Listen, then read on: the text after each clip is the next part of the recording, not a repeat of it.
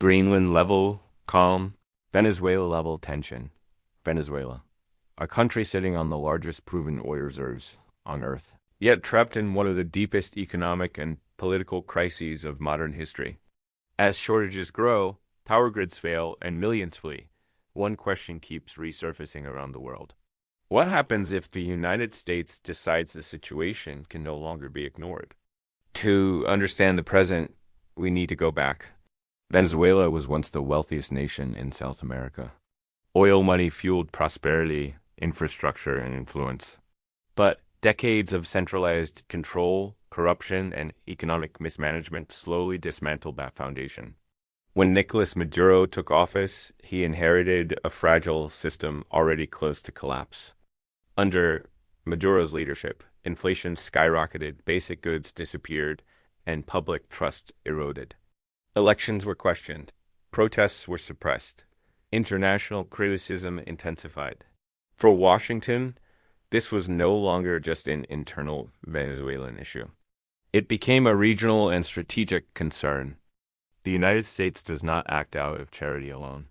Venezuela's collapse triggered mass migration across Latin America, destabilized neighboring countries, and disrupted global energy markets.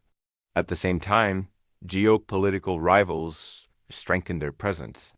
In global politics, instability creates opportunity, and Washington was paying attention. Despite public speculation, modern power rarely begins with soldiers. It begins with pressure. Economic sanctions, diplomatic isolation, and international legal challenges became the primary tools. All eyes aligned. Financial systems tightened. Recognition shifted. The goal was not invasion, but erosion of legitimacy. As pressure mounted from the outside, cracks began forming within. Military loyalty became uncertain. Civil servants faced impossible conditions. Public demonstrations grew larger and more desperate. History shows that governments rarely fall from foreign force alone.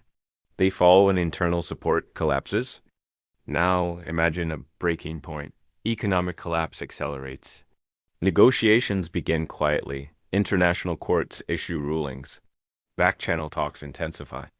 In this scenario, power does not change hands through capture or conflict, but through negotiated exits and political concessions.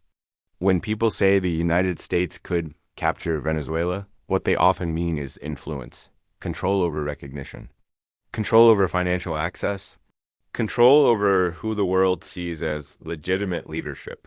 In the modern era, power is less about territory and more about systems.